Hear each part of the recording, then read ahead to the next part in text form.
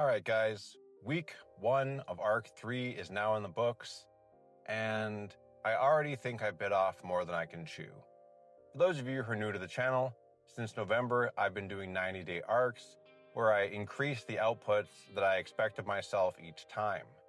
In this current 90-day ARC, which I call ARC 3, between poker, YouTube, studying 6 max poker, etc., there's about 600 hours of productive hours that I want to do in a 3-month window. That adds up to about 47 hours a week, and this week, unfortunately, I only hit 39. There's a few things I think I underestimated when I came up with this 90-day ARC. First, studying 6 max for 60 hours over 3 months and front-loading the first month with 30 hours is far more fatiguing than I expected. Even though the first week has been mostly memorizing which cards to play, I still find that after an hour of doing that I'm kind of a tiny bit tired. It's kind of like studying for a course, then playing for a bunch of hours, and I've had to battle some regulars in the last few days, more than usual. I've already found myself being burned out in this arc, which I know it's not just from this, it's kind of the progression over the past few months. I'm about a month into my baseball season and we play a couple times a week, and I've been trying to get out and working on my pitching on the side, but it's actually been raining here a lot. We've had a couple of rainouts already, and we've had rain probably 10 days in the month of May. In addition to that, the wear and tear of baseball has been sort of clashing with my fitness goals.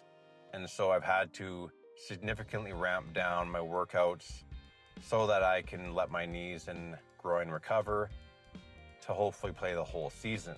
Add in the fact that because I'm studying so much 6 max, it's actually becoming a challenge to play heads up sit and goes as much as I would like. And if that isn't enough, even though it's rained a lot, it's still about 18 or 19 degrees during the day, and in the evenings it's pretty warm, so I have to turn on my fan and run that for the first few hours of the night, and then sometime about 3 or 4 in the morning, it gets too cold because it's now 6 or 8 degrees, and I wake up in the middle of the night, throw some blankets on, maybe a hoodie, and try to sleep a few more hours.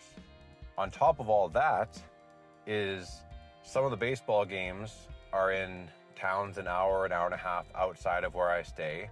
So you finish the game at 10 o'clock, maybe you hang out with the guys for 15 to 30 minutes, and you leave, and suddenly you get home at midnight. And then the sun is beating on your van at 6 in the morning, and it's again too warm to sleep. And so now you've gotten a 6-hour sleep. And in the last bunch of days, I've been giving myself a 9-hour sleep window, and today is the 4th day of doing that, and I still feel kind of a bit foggy. And as far as poker went, I only played 13 hours, which is far behind what I wanted to do, but I made about $500, so even though that's far behind in hours, the hourly isn't too bad. I put my coffee TV pilot on YouTube because none of the production companies were really that interested in it, so that's out into the world. I'm pretty proud of that. Even though it's not getting the views and the response that I might have hoped, I'm still happy about it. And there's still the avenue of going the sponsor route or even the grant route, because in Canada they have a bunch of tourism grants, they have a bunch of different, like the Alberta, there's a nonprofit that funds Alberta films. It's possible that over the next year, now that we actually have a physical pilot to show people, that we could potentially still film that show, and that's kind of exciting. The big takeaway that I'm having this week is wondering whether I'm going to be able to get good enough sleep this summer. I had the same experience last summer where I was burned out a lot, and my output is what mostly suffered. Last summer, I was maybe doing 120-hour months, 60 to 80 hours of poker, 40 hours of YouTube. This year, especially since November, I've been able to get more output, but in BC, the overnight weather was basically 8 degrees when you went to bed and maybe 6 degrees in the morning. So I could put a sleeping bag on, put a layer on, sleep, and basically have an uninterrupted sleep. But right now, where the temperature is going from 18 to 24 degrees at bedtime and then 8 degrees in the morning, it's too hot to put blankets on when I go to sleep. And then I'm getting woken up in the middle of the night when it's too cold for my body and I have to put those layers on. And that's giving me fragmented sleep. And I think the toughest part right now is sleep is the number one factor that's aggravating my situation. And I don't know how to pull it off in a van.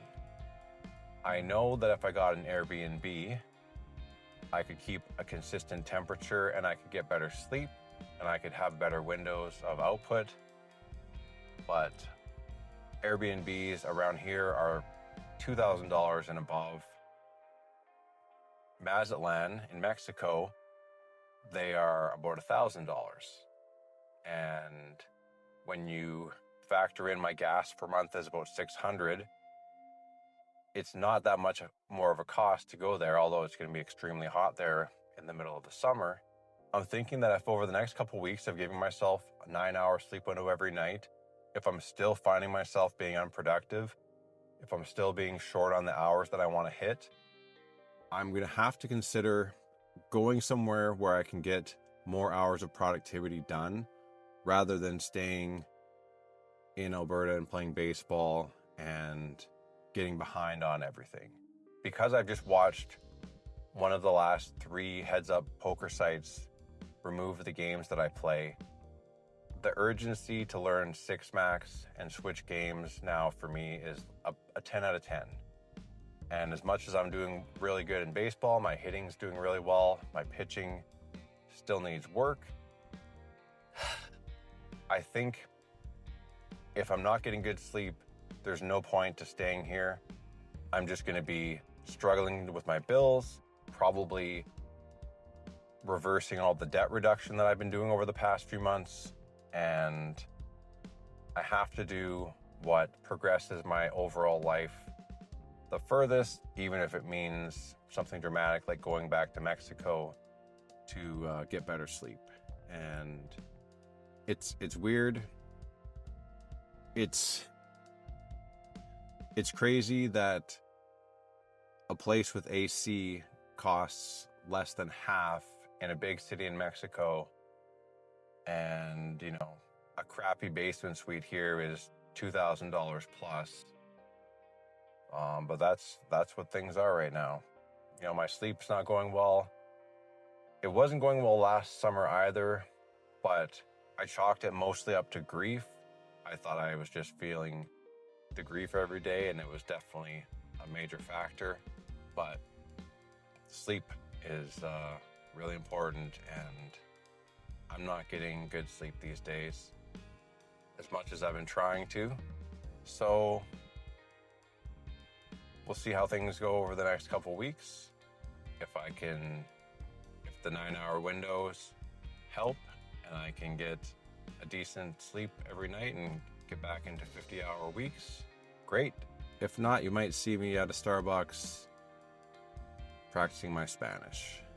Anyways, that's all I got for this week. Catch you guys next week.